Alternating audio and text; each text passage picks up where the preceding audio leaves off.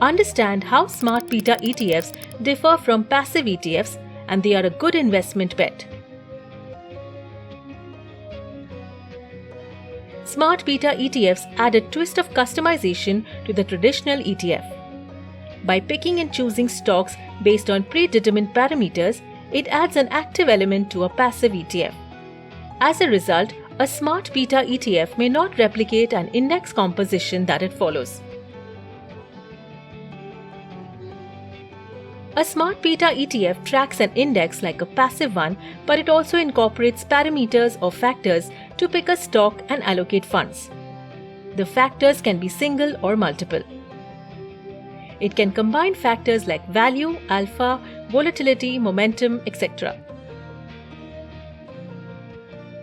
Smart Beta ETFs are based on customization, which helps generate alpha. They maximize return by adding parameters for selection and allocation.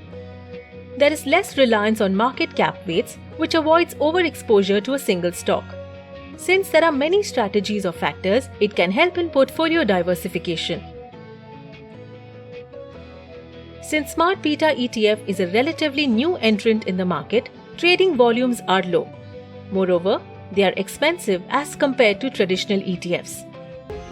Investment in securities market are subject to market risks. Read all the related documents carefully before investing.